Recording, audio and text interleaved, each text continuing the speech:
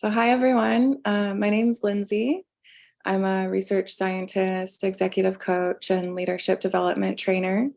I met Gavin, gosh, I feel like it was almost 7 years ago at the Transformative Technology Lab when I was doing my PhD internship.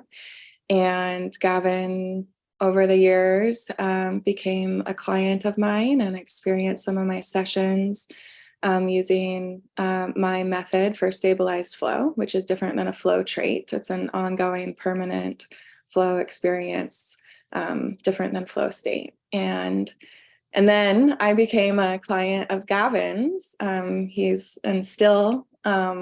found a lot of synergies working together and cross-pollinating, and with him as an advisor to my business. And yeah, we have a lot in common, and it's been such a joy to collaborate with you, Gavin. And I'm sure all of you here today, if you're here, you know how much of a gem he is with such a unique background. And I feel like personally, I hit the jackpot when I met Gavin. So I hope all of you do too by the end of this presentation. Amazing. Thank you, Lindsay. I appreciate that intro. And yeah, if it wasn't already obvious, Lindsay has probably been one of the most significant people in my own personal and psycho-spiritual development. So couldn't recommend her highly enough. And a lot of what I was able to achieve over the last few years is basically directly related to Lindsay's coaching. So anyway, you'll learn a lot about her in the upcoming weeks from me. But for now, I want to jump into what I promised you guys in the email, which is the Infinite Influence Masterclass. So all right, so let's start with this, I guess, pretty good quote that I saw the other day. One of the penalties for refusing to participate in politics is that you end up being governed by your inferiors. So for a lot of the people who are watching this that maybe, think to themselves, maybe I'll just sort of stay on the sidelines. People like you who are watching this who actually have impressive stuff to say and to contribute, I think really should be. I used to kind of think that it was better to be on the sidelines and kind of just, do my own thing. But increasingly, as you increase your awareness and consciousness, you realize that you probably should be getting involved and taking more active participation in the way that society is shaped. And this is introducing infinite influence. So I guess the thing that I sort of promised in this masterclass was to talk about essentially how to change the world. And that sounds like this big kind of lofty goal, but I thought, well, a problem well defined is a problem half solved. So what does it actually mean to change the world? A lot of the time, we're not trying to change the laws of physics. We're actually trying to change, beliefs, conventions, policy, and actually just the law. You know what I mean? We're not necessarily trying to change anything too much more than that. And so I guess the other point to sort of understand is that the world already is changing. And so really, when you talk about changing the world, what you mean is leading the influence and influencing the nature of the change that's occurring. So then the question then becomes, how do people know, how do they value things, and how do they make ethical and value judgments about, what actually they value? Let me just change this 1 sec so I can see. Yeah, and actually value things, because this is ultimately what defines where capital gets allocated, what policies define our work, our healthcare, all this kind of stuff. All of these policies at the largest level of organization and society, and even the individual consumer making decisions about what they purchase, where they work, all this kind of stuff. They're governed by how people know, how they understand the world, and how they actually value things relative to other things. And by that same logic, then, conflict arises when we have different value systems that oppose each other and different ways of knowing that may be in conflict and contradictory or incompatible. And this is what often creates, I suppose, what you'd call conflict, political conflict, social conflict, internal conflict, even like psychic tension and internal conflict is created by these same opposing and different ways of knowing. So therefore, if we can really limit the scope of this by mastering epistemology, which is how people know, and axiology, which is how people value things, we can actually start to harmonize between worldviews and then move towards consensus. And so obviously I talked about initially how, I was able as the CMO of this not-for-profit, Mind Medicine Australia, be part of the leadership that sort of found consensus among different worldviews so that Australia could legalize the medicinal use of psychedelics. And this is really how it was done. It was done by a focus on really understanding how diverse groups of people know, how they value things, and how you can harmonize those worldviews to get consensus without basically just spending your life in conflict, or totally disintegrated, which would be a waste. So in terms of what this takes, you'd think it would take like a lot of money or advertising and all that kind of stuff. And it maybe does to some extent. But what I actually was surprised was how much like internal psychospiritual development it actually takes to become influential at a mass scale, and really to influence diverse groups of people. And the reason for this, I think, is the pathway to like ethical influence involves this reconciling this internal tension, because influence actually comes from the Latin word influentia, which actually means inflow, which is an interesting parallel, because Lindsay, is also someone who helps people reach flow states, and you'll come to understand that like these things are extremely aligned, and to influence something is to be flowing with it. It's not really like hitting something or conflicting. Like that's kind of a different form of influence, and that's not really what I'm talking. That's kind of coercion. To flow with something is to understand and to harmonize with it, and therefore to be able to speak to it in a more like powerful way. So let's get right into it. What is the infinite influence framework? So the first part of it is understanding. So this is pretty heavy stuff. I kind of already warned you, but I'm just going to go right into it. We can ask questions. So the first part of it is understanding stage. The second part is understanding spirit. The next part is understanding social dynamics.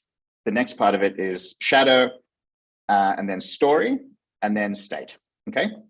So basically, if you look at this phase one, which is insight, you've got understanding stage, spirit, social, shadow, story, and state. I'm going to dive into what each of these things actually mean. Some of them you probably will understand to some extent, but I'll dive into it. So that's the first phase. And then once you've gone through understanding each of these parts, I suppose, of yourself and of society, because each of these things will also refer to both the individual and the collective.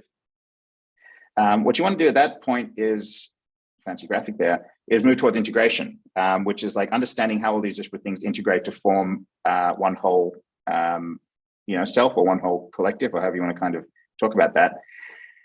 And then phase three is, once you've understood and integrated that, you can sort of harmonize with other fully integrated individuals or collectives. And that is where infinite influence actually takes place. If that makes sense. So this is doing something is like changing the law or changing policy, like, doing that at that large scale of mass influence to actually be a global change maker. It goes well beyond what you would call like the realm of an individual contributor, because you're ultimately needing to interface and flow and harmonize with lots of different organizations at the same time. And so that's what this really is. This is just like a series of integrated entities, organisms, whatever you want to call it, all kind of harmonizing together with increasing complexity. Any thoughts so far, Lindsay? Make sense? Am I crazy? Yeah, no, it sounds great. It's obviously very complimentary, so I'm excited to hear more. Yeah, perfect. All right, cool. So in this masterclass, here's what you're going to learn. Basically, we're going to go deep on stage, which is, in my opinion, the best place to start, as it provides a diagnostic tool for essentially evaluating where things are at. Hang on, just like coming back in. Cool. Yeah, so stage, in my opinion, it provides the best place to start, because it provides a diagnostic tool for evaluating where things are at in both yourself and sort of the organization or the culture that you want to help lead. And specifically, we're going to go into how people know, how they value things, and then how you can build consensus and lead and influence through first integrating yourself and then integrating and harmonizing other worldviews. And in my opinion, actually, this alone is huge. Like if you just did this part stage, it's pretty, in my opinion, it's life-changing. The first time I saw this framework was at Mind Valley, maybe 6 or 7 years ago. It wasn't even a big part of what we were doing, but it was like, holy crap, that's a hell of an insight that really provides, in my opinion, just an extraordinarily powerful way of understanding self, other, and being, a really powerful leader. The other 5 are also life-changing, in my opinion, but I chose stage to start with because that's where I would start. And it also provides really immediate actionable insights that you can kind of take with you directly after this and be like, okay, cool. Yeah, I can totally see how this is relevant right now. And then inner influence, which is just fascinating that it is flow, isn't it, Lindsay, is that it has to come before outer influence if you want ethical influence. Otherwise, you'll either end up with 2 things. You'll either be disintegrated from society at large, where you'll kind of feel like you're sitting on the sidelines and you're sort of like preaching to the choir and you're an echo chamber. And it's like, oh, I wish the rest of the world would understand us, but you'll kind of be literally disintegrated. Or if you just otherwise, or if you try and come into this without sort of reconciling the inner tension, you'll just end up arguing with everyone. That's sort of what happens otherwise, and you're probably not going to win those arguments. That's not really how like influence works. So that's what I mean. I was quite surprised. You know, I've spent like a decade in marketing communications, whatever, big ad spends and all that kind of stuff. But to really achieve this level of sort of ethical influence, it took quite a bit of inner work first, which is really important. And yeah, I guess I haven't actually made a program about this. I'm considering doing it. I've sort of just taken a bit of a career pause. But yeah, if people want to learn more about some of the other stuff, 10 or more people, we can co-create it together, and you can shoot me an email if you do. But if not, that's totally fine. I think this masterclass alone will be immediately actionable and super useful. Cool. So let's dive into stage. And I'll give you the 80-20 of epistemology, which if anyone has studied philosophy will probably be like, what the hell, man? Why would you do that? But pretty much, I like this one. It works extremely well. You've got Aristotle's 3 modes of persuasion, right? So in any given situation, if someone is trying to understand the world or understand whether something's true or how they feel about it, they're going to use fundamentally these 3 ways of knowing. So ethos, which is credibility. So that would refer to someone's lived experience. Obviously Lindsay, take her, for example, she's got tremendous ethos in her field. She's, worked with some of the best people. She's created her own original research. She's got all this stuff around her. So the ethos alone is very high, just purely based on that credibility function, right? So then you could say to yourself, oh yeah, how do I know whether Lindsay's the right person? Check out her credibility. That's huge, right? Then you've got pathos. So pathos is the emotionality around a situation, which is how does someone make you feel? When you're talking to this person, do they show empathy? Do they demonstrate genuine concern? Do they demonstrate care? Is there something rousing about the narrative and the way that they're sort of communicating with you? That's pathos. And then logos is logic. For example, if Lindsay would say, cool, well, how about we'll start with a free session, and if you don't like it, we can go from there. Well, then logically be like, okay, well, yeah, that makes sense, right? So logic is a way of knowing. All right, cool. So that is the basics of that. So just every time you are trying to communicate with people, always sort of keep these 3 things in mind. Are you hitting the ethos? Are you hitting pathos? And are you hitting logos? If you're starting your own organization, you'll want to involve people who have a lot of ethos. If you don't, you'll always want to be focusing on the emotional component of what it is you're doing. And you'll always want to be referring back to logic and science if you're trying to make any form of change, social or otherwise, right? So the next part of it is something that I've found just extraordinarily useful beyond that basic framework, which is actually understanding what are called developmental stages, right? Now, this is where it gets a little maybe hardcore. Gavin, So before you jump into spiral dynamics, do you want to turn your video back on? Oh, is it off? I think you accidentally hit it off when you let someone in. There we go. Oh, beautiful. Cool. Thanks, Lindsay. Yeah, see, appreciate it, Lindsay. See, it's their pathos, so caring, among other things. All right, beautiful. So spiral dynamics, understanding emergent value systems. And basically, I guess the way to understand this is that humans haven't changed much biologically in the last, by some accounts, 300,000 years. But what has evolved is our culture and our collective shared things that bind us, right? So we would call this society. So if you look at spiral dynamics, first of all, I didn't develop this framework. It was developed by someone called Claire Graves originally in the 70s. It was called Emergent Value Systems or Humanistic Value Systems. And then it was taken and further expanded by Don Beck, Chris Cowan, and I think also Ken Wilber as well. You can see their credits in the top right corner there. In any event, what this refers to is the psychospiritual development of both individuals and collectives over time in relation to basically trying to survive. And I suppose this is a derivative, if you will, of something like a hierarchy of needs, but it's a little bit more useful for us for these purposes, right? And so basically, as I said, it correlates with both individuals, because you can see there on the side, it's got ages from 0 to 18 months, like a toddler growing up. And then it also has societies. As societies sort of grow and develop over time. So it's one of those as above, so below kind of situations. So where are we? Yes. So I guess what's also interesting is that it maps to both individuals and collectives, and it also actually refers to corporate culture and national culture. So I'll go through these various things, and you can you'll probably be able to start to identify how these are relevant to different situations. So let's start with red. So red is basically, well, actually beige is, where humans sort of developed. Purple is where they formed small tribes. Red is, I suppose, one of the more relevant ones for this day and age. And it's basically that sort of wild, wild west stage, right? It's where people are disruptive, they're impulsive. It's kind of, if you were to map it to business, it's that startup phase, the sort of, Uber in its early days of let's move fast, break stuff, screw it, let's do it. All that kind of maverick energy is where red is. And if you have a toddler, that's kind of what they are as well, right? They haven't really learned to yet control impulse.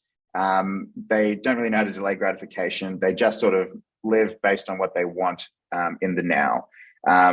Unfortunately, of course, this has its benefits, especially if you're in business. Sometimes you do just need to get started just to do it, like not be too precious about how things eventuate. But also, if all society were living like that, it would create chaos. And it did, because that was the kind of situation where everyone was, there was no law and order, there was no private property rights. It was dangerous. It was a dangerous situation to be around. And that obviously necessitated a developmental stage transition. So then it went to what's called spiral dynamics blue, which is essentially now where you go from this individualist impulsive self to this okay, we need a bit more law and order rather. It starts to become more collective. Instead of everyone just sort of acting on their impulses, they start to delay gratification. This is where really accounting kicks in, rules, regulation. If you think about it, cultures where they have seasons where, it's not always tropical or summer all year round. In winter, you can't obviously have any food, so you need to sort of account for how much grain you have. You need to delay gratification. You can't just eat everything straight away. This is where all this kind of way of thinking begins. And it's really about mitigating risk. It's about sort of respecting hierarchy, mitigating risk, and having strength in sort of tight collective unions. And a lot of sort of traditional old sectors like sort of banking and law are sort of in this sort of frame where, people say, oh, these are the sort of more conservative sectors. And whilst we can give a lot of shade to these organizations and these sorts of ways of being, they did kind of get us pretty far. And there's a lot of sort of noble elements about each of these stages. However, one of the things with this sort of risk-averse approach and this hierarchical approach is that it can stifle innovation and even individuation, which is the individual's rights, which are often subsumed to the collective at this stage. So after that, then you develop to individualistic. And this is where you get free markets, free individuals, and capitalism. This is where science and achievement really kick in. It's beyond sort of traditional dogma. Things need to be validated empirically. People are more interested in material wealth here, luxury, status, affluence. These are all pretty good things like that come online at the orange level. But also, you can get a lot of people pushing too hard here. This is where a lot of burnout can occur if people are too focused on materialism, too focused on status, too over-attached to success. This is where you can get a lot of burnout sort of happening. And there's also at this stage, sometimes people can be oblivious to, the long-term impacts of, not in the long term, like sometimes the short-term environmental and social impacts to what they're doing.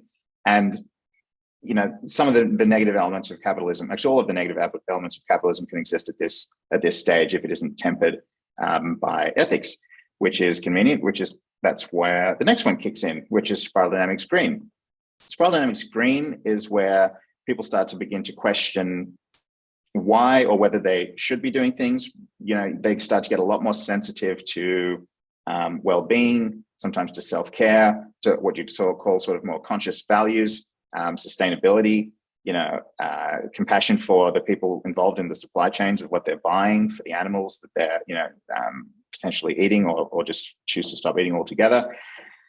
This is where a lot of those really great values that are starting to seep their way into society now are kicking in, right? And so this is a really great place. But one of the pitfalls, unfortunately, of this green tier, not always, but sometimes, it can do something called transcending and rejecting, which is where being so disgusted by some of the things that come before it, some of these other developmental stages, it essentially just rejects them all together.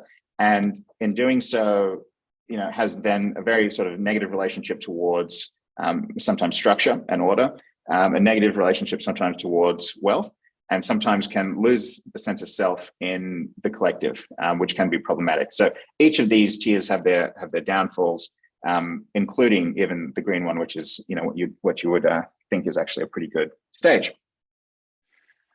So beyond that, these are all the first tier layers. Beyond that, you go into what's called second tier, I guess you could call it consciousness, the second tier values. And this is where you kind of come to understand that each one of these worldviews has their own benefits, and they're all valid in certain contexts. And you stop kind of judging each of these things as good or bad. You just kind of see them as contextually relevant. And so what you want to be doing, and what happens is you start to hit these sort of second tier or transpersonal levels of being, is you go beyond any sense of individualized self associated with any one of those value systems and start to see that each of them have value and can be used in balance. And so when you start to sort of transcend those dogmatic or sort of unidimensional ways of knowing, this is where you kind of unlock what's called systems thinking, where, you start to see the world occurring more in systems. You can actually lead across multiple developmental layers, and you can actually communicate with people in each of these levels without getting like triggered by them. And you can, at this stage, get a little too lofty. You can get a little bit too potentially philosophical. I may even be guilty of staying in this place sometimes as well.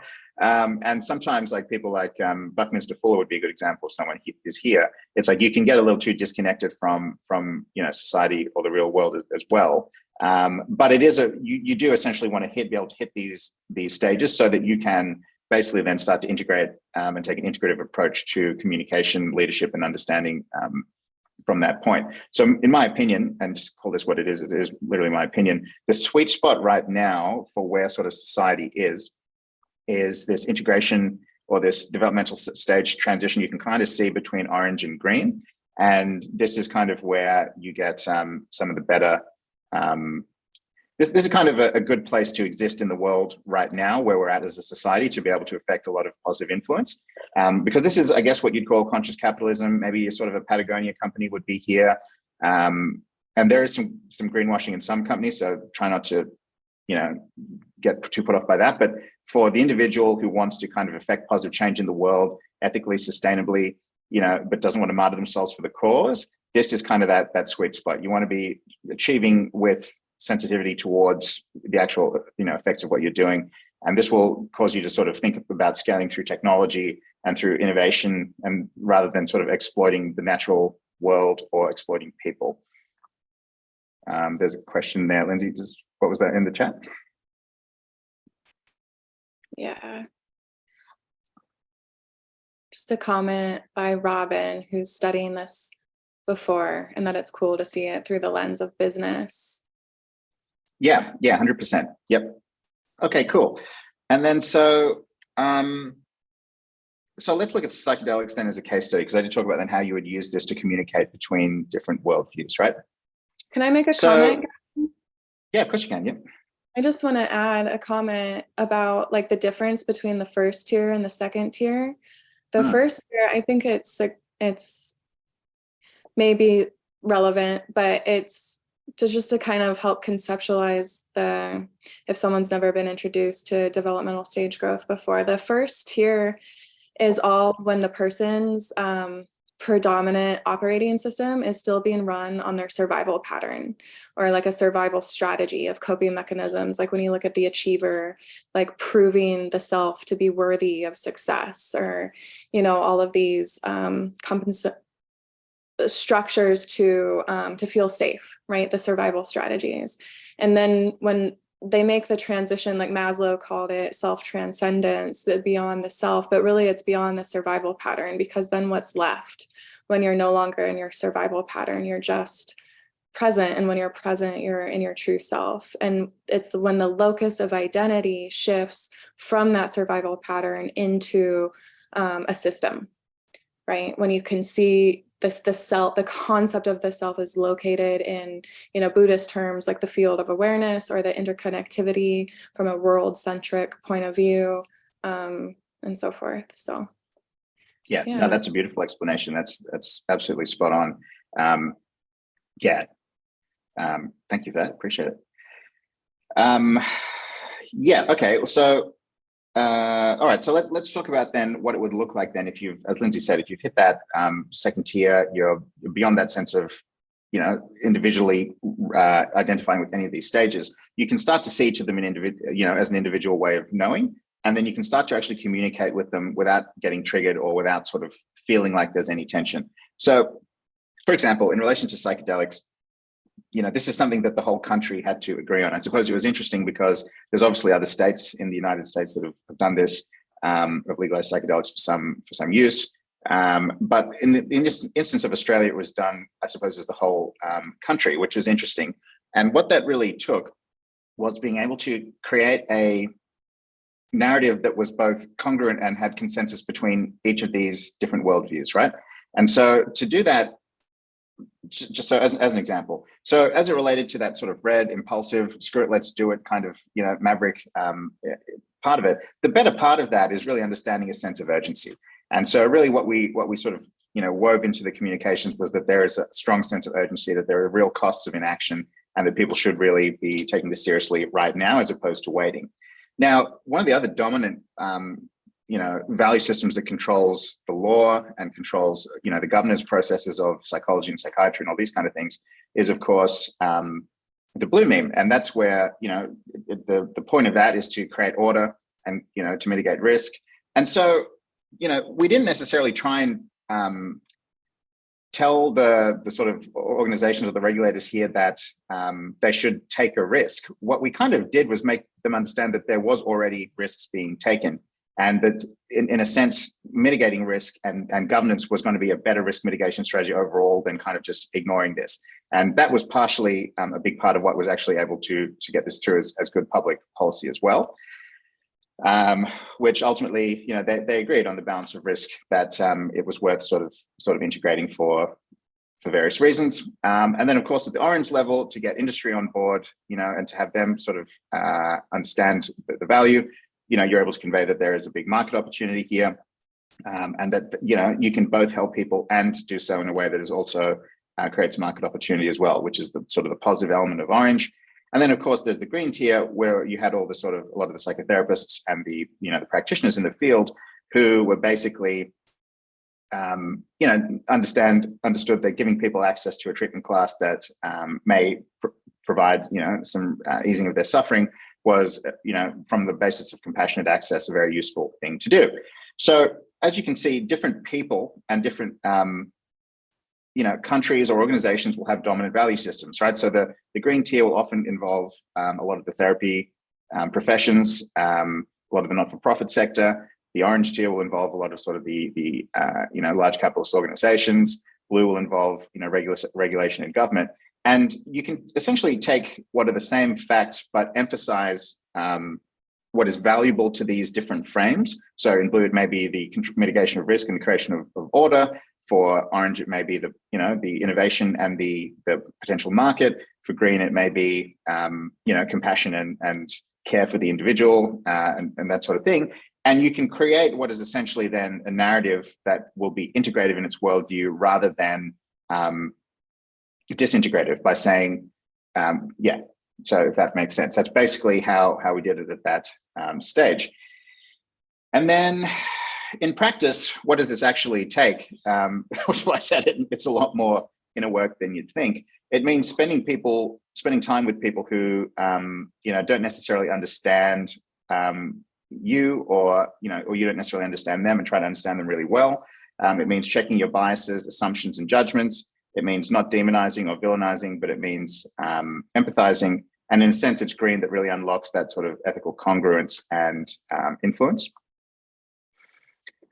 So then, how do you achieve infinite influence? Well, any questions at that point, actually?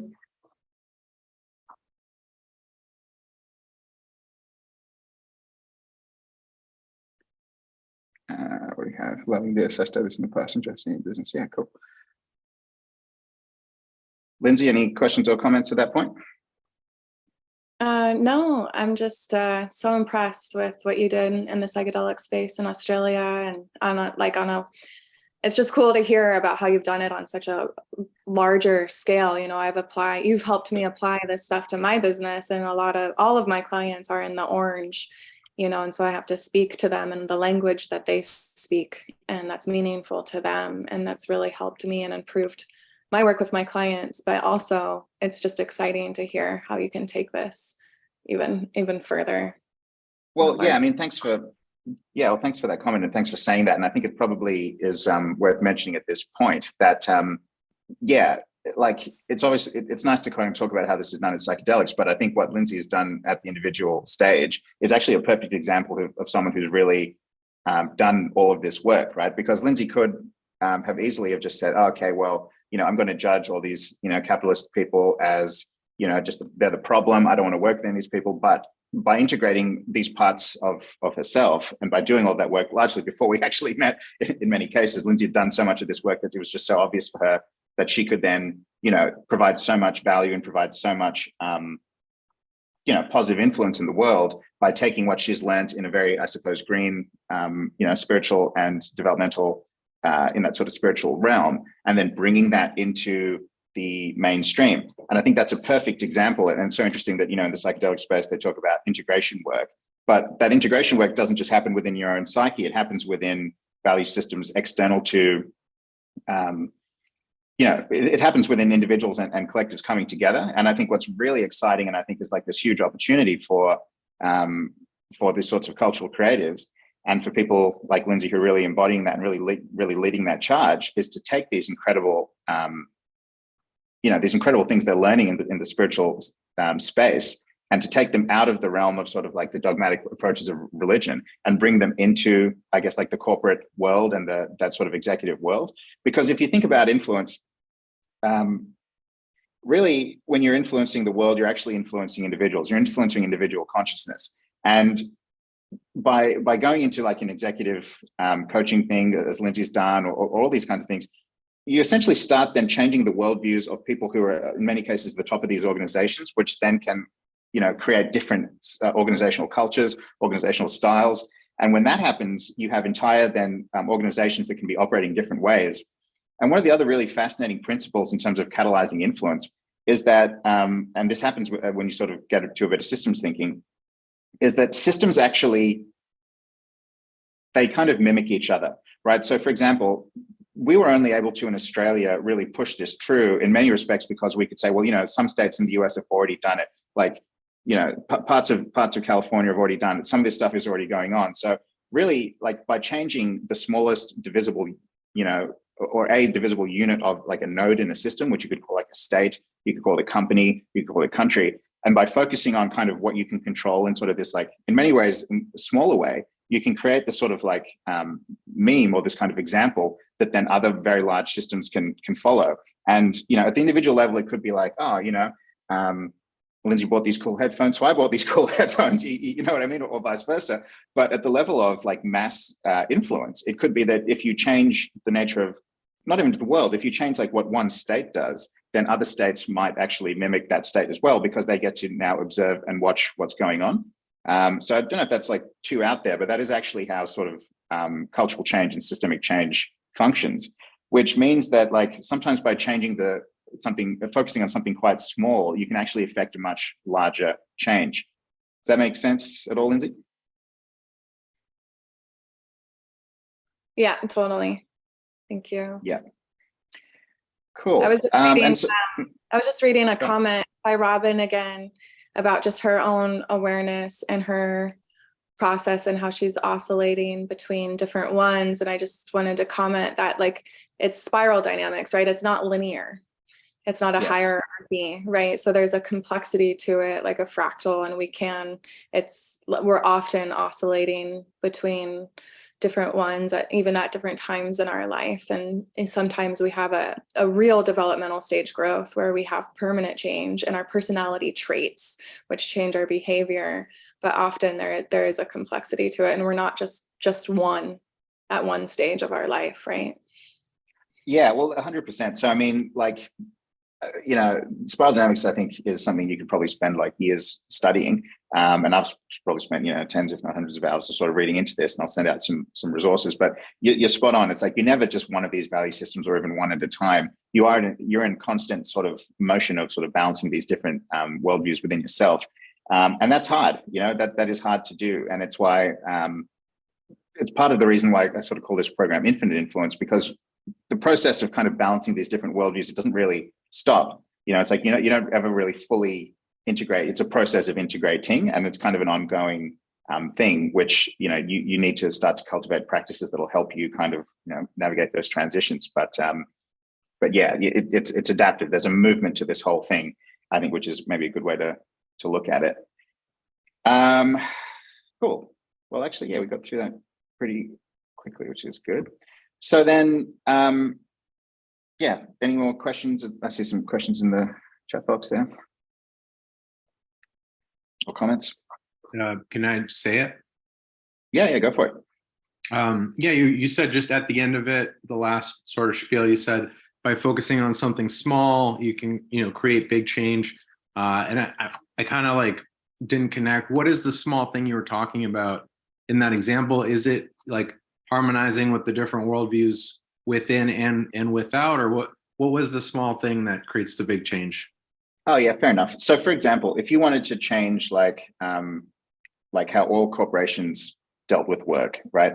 Or how all corporations did like a work from home policy or something like that, you wouldn't necessarily need to focus on all of them. You just need to focus on creating one that did it really well, and then letting that one thing be the example that could then provide sort of the catalyst for others to change. So you don't necessarily need to focus on changing the world. You actually want to focus on like the smallest divisible, the smallest kind of unit of evidence that would then be able to sustain like an example of positive change.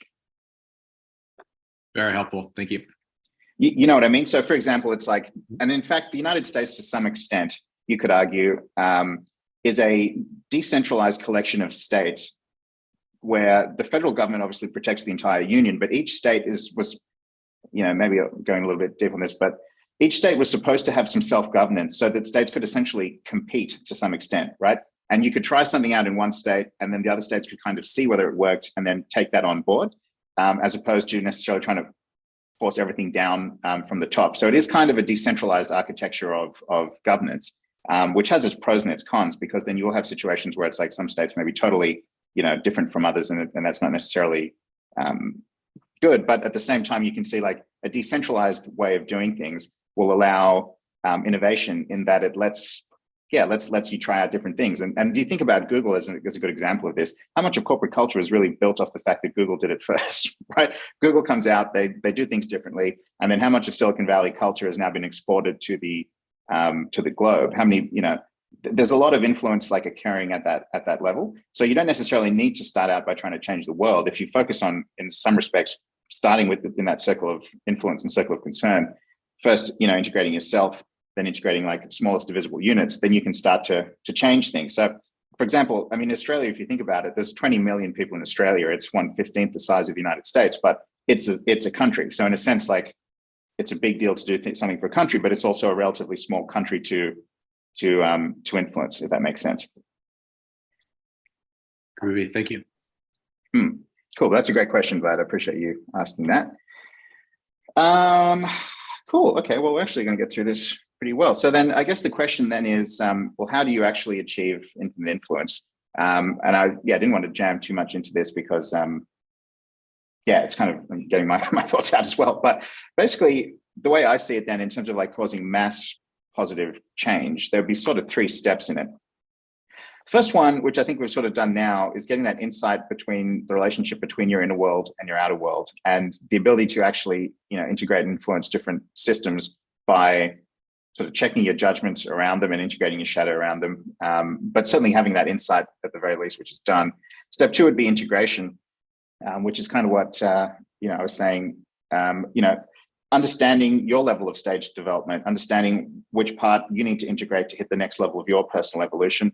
And in the spirit case, it's exactly what Lindsay was saying. It's sort of getting in touch with that self-transcendent purpose, In many respects, the nature of this work is actually quite challenging. And so I think to actually drive yourself up those developmental layers, you really need to start getting in touch with something that is self-transcendence and moving into those places of higher development of selfless service, as I think Lindsay would refer to it. And part of that is doing that inner work with Lindsay, which we can talk about shortly. But also, that also relates to then understanding how your social group affects you as an individual, like what is going on with you at that social level, who this old saying is, show me your friends and I'll show you your future.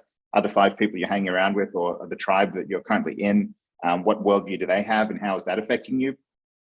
Are you sort of in your own little sort of echo chamber, or are you actually trying to integrate with the rest of society?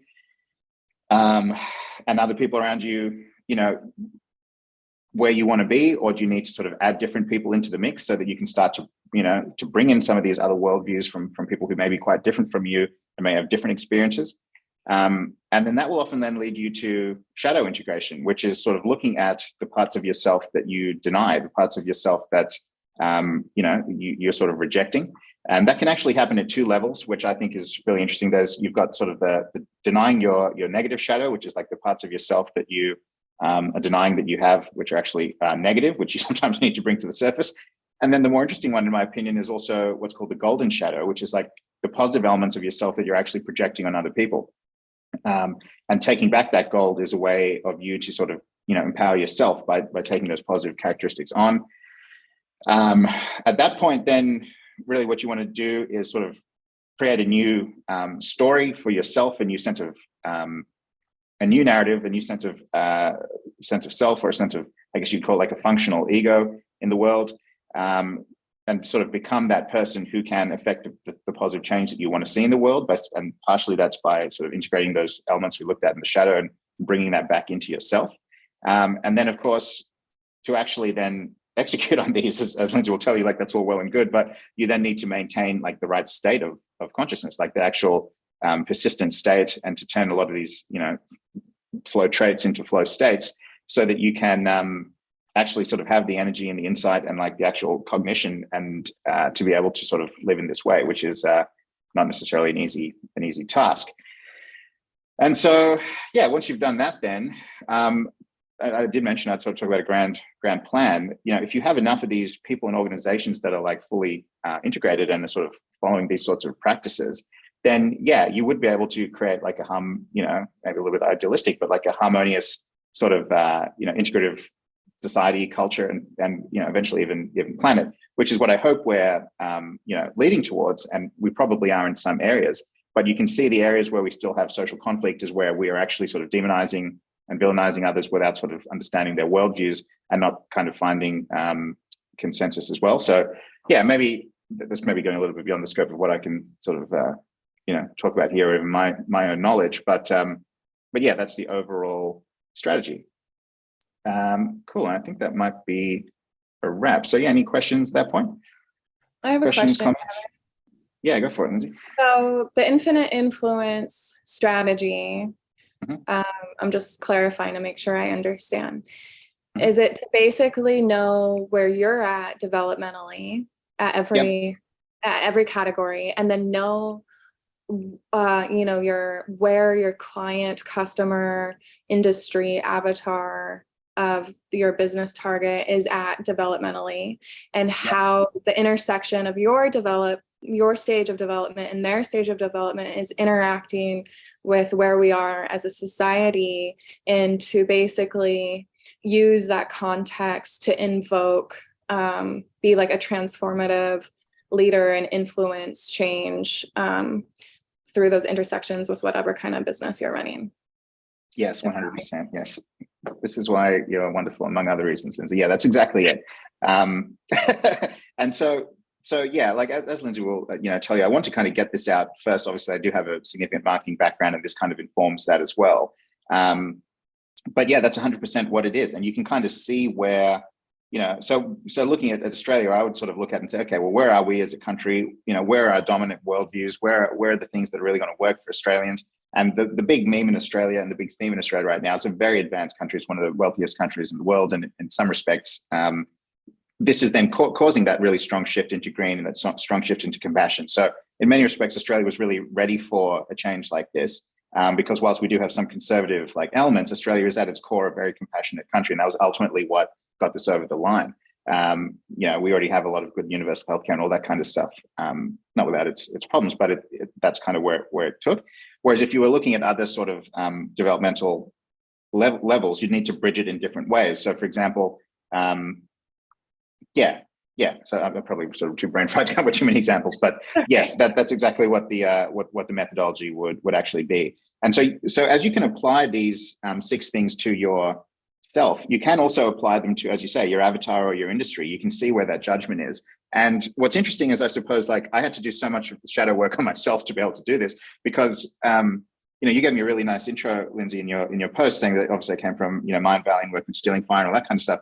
But before I actually got into any of that, I was studying law for 5 years. I was actually like the bluest person you could imagine, right? Super blue, super like high achieving blue, like rules, regulations, like I was at an accounting, I was at Ernst & Young, which is like one of the most blue, sort of companies you can get. And I had rejected that whole part of myself and been like, screw all that. I'm so sick of all this hierarchy and structure and risk and all that kind of jazz. And obviously then gone to Mind Valley, and, it was funny. As I went to Mind Valley, my big thing was like, oh God, how am I going to get along with all these hippies, right? That's like where my worldview was at that time. But I still understood that I needed to integrate some of that stuff because it was just necessary for me. So subconsciously I sort of pulled myself towards it, but it was like, it's surprising like what that sort of looks like. And now coming back into this psychedelic space, the part of me that I had to reintegrate was, of course, a respect for law and order and risk mitigation and governance and process, because that was really the only way that this was going to kind of come through. And so I've kind of gone full circle now, back to sort of understanding that, which is why it's just, a funny process of of flowing and integrating, and it doesn't really end. But it's just funny because it's usually the part of yourself, the things that you're judging the most is the part of yourself that if you were to reintegrate would increase your ability to show up as a powerful leader in the world. And I just think that's an interesting litmus test for it. And so within each of these, then you certainly can then, you would obviously use storytelling as a certain point, not just your inner story, but like creating a new narrative for an industry. You can talk about creating like a new paradigm and a new this and a new that. And, I'm too brain fried to talk about it now, and it's beyond the scope of this, but I can certainly send out some stuff that will help people understand how to sort of create sort of good stories and narratives. And then, state is an interesting one that could refer to a lot of different things, but basically, yes, that's the process. So it really all starts with the self, ultimately, like really knowing yourself so well, because like the primary thing that happens through developmental stage growth is that your values change. And so if you can locate the self and where you are on the map of development using spiral dynamics or any other framework in developmental psychology, really just locating the self, doing the shadow work, from a systems perspective, and growing developmentally to have the level of infinite influence in a way that actually changes the world, because your worldview, your values, and your ethics and integrity is maturing as you're doing whatever it is that you're working on. Yeah, that's exactly right.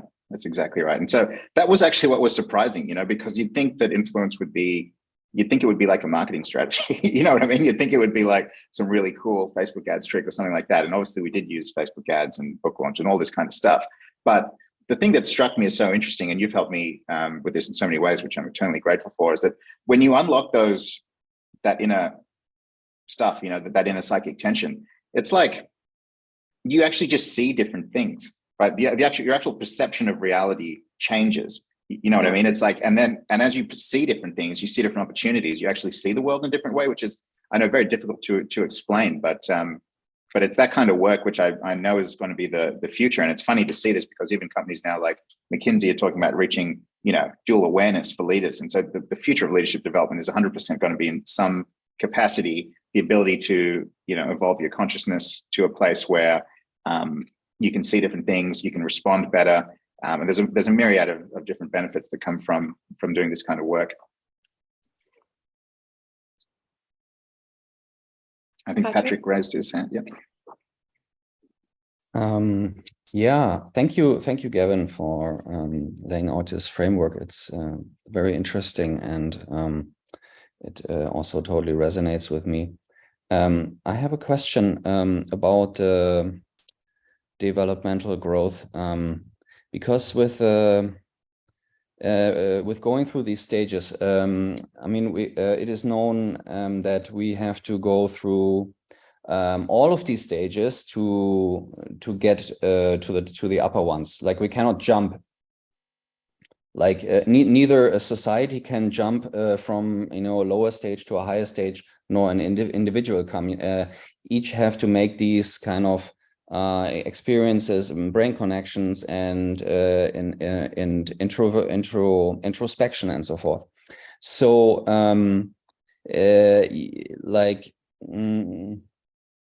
it's normally not possible for most societies or individuals to get quickly, but we need the leaders and for instance also like political leaders, but also, for instance, psychologists who are applying the psychedelic therapy to get to these more holistic stages urgently and rather quickly. So is there any what are your thoughts in speeding in dealing with the length of this process, or speeding this process up? Well, that's a great question. It's a great question, and you're spot on that you can't sort of healthily hit higher developmental stages without going through each of them. You can, in some cases, essentially skip some and go straight to a higher one without having the bottom ones integrated. Which, for example, if someone went sort of straight to green but didn't have all the other stuff integrated, that'd be what you'd call like a starving artist, for example, is that sort of classic, trope about what that would be. But in terms of like the rapid acceleration of it, I mean, yeah, you'd need some really good leadership coaches out there really doing good work, which is part of the reason why, Lindsay partnered together to sort of, do some of this work at the very deep level with people who are at those stages. And to be frank with you, I probably think you probably couldn't have enough coaches who are doing this. I mean, the good news is there is an overall trend towards people seeking personal development. It's not necessarily showing up as them saying that they want stage level development. For most people, it shows up as this sort of like yearning, or this like, I think I could be doing something different, or I think there's some growth for me. And so I think that, there probably isn't enough, there probably can't be enough people talking about stage level development, talking about this shadow integration and all this kind of work in enough places, because that is, I think, what we all as a society need to do. So my intention with this masterclass and this kind of stuff is to try and spread this information as wide as possible outside of the academic sector into the mainstream, so that people can at least have some insight. It's like, I'm not going to claim to be the end authority on all of this stuff. And certainly within each of these 6 frames, you can go and work with lots of experts in all of them. But I think that from my perspective, if we were to bring back or really push developmental psychology into the mainstream so that it became something that people really understood, I think that would be a really good entrance way and a really good pathway for people to understand that getting stuck at one of these tiers, and it's often orange, as Lindsay said, where they just sort of stuck in this like, need to keep achieving, need to keep achieving, need to keep achieving kind of thing, and get off that sort of hamster wheel would be super beneficial for society as a whole. And in terms of accelerating it, I mean, you'd probably want to get as many coaches out there who could do this kind of work, And give them psychedelics. Yeah, well, that's up to you, and that's up to your. I respect law and order. I told you I did my blue integration, so wherever is legal for you, you can do that. But come to Australia, July 1st. Legal psychedelic assisted therapy. But cool. Well, how are we doing for time? Okay, we're at 9:55. Is there any other comments or things in the chat there, Lindsay, that are relevant? And thank you everyone for showing up and sort of being part of this. It's super fun to put this out there. This is the kind of work where it's like, I'm just really sort of happy and excited to put this out in the world, because I think, and hopefully I'm right, that it will do some good. Awesome. Vlad, do you want to ask your question? Absolutely. So kind of a juicy question. I was wondering, Gavin, if you have kind of a shadow work example. In the email, you alluded that you were like personally defamed. And I'm just wondering, like, whatever you're comfortable sharing, how you were able to do sort of the ninja flip of harmonizing these different worldviews, bridging the differences, and then sort of like moving forward in a good way. Yeah, I mean, that's a great question. And yeah, it was, yeah, I mean, I can laugh now, but I mean, yeah, like people accuse you of being in it for the wrong reasons, right? They'll accuse you of being in the money or making, you know, like this is some like big money making plan or something like that.